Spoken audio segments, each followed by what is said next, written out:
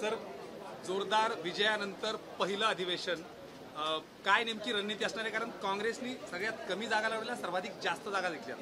महाविकास आघाडी म्हणून महाराष्ट्रातल्या जनतेने एक मॅन्डेट आम्हाला दिलेला आहे आणि हा मॅन्डेट पाहता येणाऱ्या विधानसभेमध्ये देखील महाविकास आघाडीची सत्ता यावी अशा पद्धतीची महाराष्ट्रातल्या सामान्य माणसाची इच्छा आणि त्या इच्छा आकांक्षा पूर्ण करण्याची जबाबदारी आमची असेल. या अधिवेशनामध्ये हे घटनाबाह्य असणारं सरकार, या सरकारमध्ये चाललेला कारभार, प्रत्येक विषयामध्ये हे सरकार फेल गेलेलं आहे. शक्तीपीठ महामार्ग असू दे, प्रीपेड मीटरचा विषय असू दे, 75,000ची नोकर भरती असू दे, सरकारी कर्मचाऱ्यांना जुन्या पेन्शनच्या बाबतीत झालेली घोर निराशा असू दे, शेतकऱ्यांची या ठिकाणी अवेलना असू दे, बेरोजगारी वाढलेला प्रश्न असू दे, म्हणजे सगळ्या विषयांमध्ये आज हे सरकार फेल गेलेलं आहे आणि त्याचा जाब आम्ही निश्चितपणे या अधिवेशनामध्ये विचारू.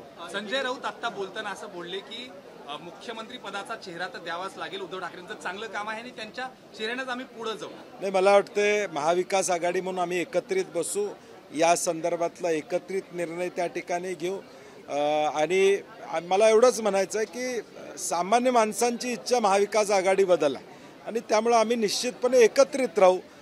या सगळ्या विषयाची चर्चा वरिष्ठ स्तरावर होईल असं मला वाटतं. पण सर, याला लागूनच जर सगळं काही व्यवस्थित सुरू आहे, काँग्रेसने सगळ्यात कमी जागा लढून सर्वाधिक जास्त जागा जिंकल्या, सगळी चर्चा होत असताना वारंवार असं एकट्याने कुणीतरी विधान करणं. नाही, मला वाटतं की आमच्यात कुठलाही वाद नाही, मतभेद नाही आहे. प्रसारमाध्यमांनाही माझी विनंती आहे की आम्ही महाविकास आघाडी म्हणून एकत्रित लढणार आहोत आणि आम्ही आत बसून या सगळ्या गोष्टीची चर्चा निश्चितपणे व्यवस्थित करू. पुण्यामध्ये एका बिल्डरनं शेतकऱ्याला बंदूक लावलेली आहे, व्हिडिओ व्हायरल झालेला आहे. कशा पद्धतीने? नाही, मला वाटते आपण कायदा आणि सुव्यवस्था बघितली तर गेल्या 1.5 वर्षामध्ये कायदा आणि सुव्यवस्था या राज्यामध्ये आहे का अशी शंका निर्माण होते.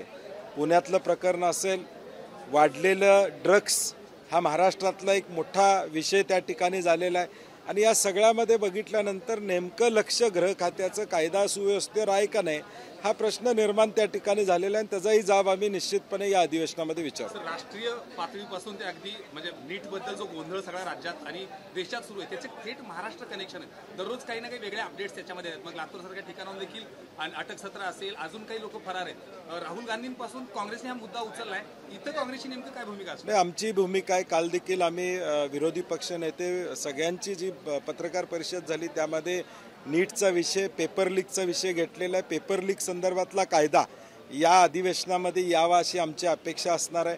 नॅशनल टेस्टिंग एजन्सी ही एक इंडिपेंडंट सोसायटीच्या रजिस्ट्रेशनखाली असणारी सोसायटी, त्याच्यावरही अनेक प्रश्नचिन्ह निर्माण झालेले आहेत आणि म्हणून अनेक साऊथच्या राज्यांनी प्रत्येक राज्यामध्ये वेगळी CET असावी. नीटमधून राज्याला योग्य संदेश मिळत नाही, राज्याला वाटा मिळत नाही अशी भावना आहे. दुसऱ्या बाजूला ह्या पेपर फुटीमुळं त्याच्यावर शिक्कामोर्तब झालेला. सर, एक शेवटचा प्रश्न. दुरावलेला मतदार परत कमावण्यासाठी लोकप्रिय घोषणा होण्याची खूप दाट शक्यता आहे. मतदार एवढा दुरावला आहे, कितीही घोषणा केल्या तरी त्याचा परिणाम होणार नाही याची खात्री आम्हाला आहे.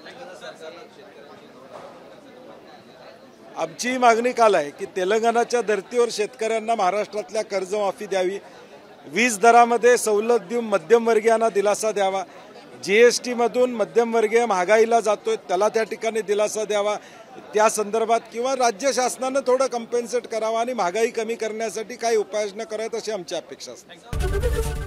ABP माझा, उघडा डोळे बघा नीट.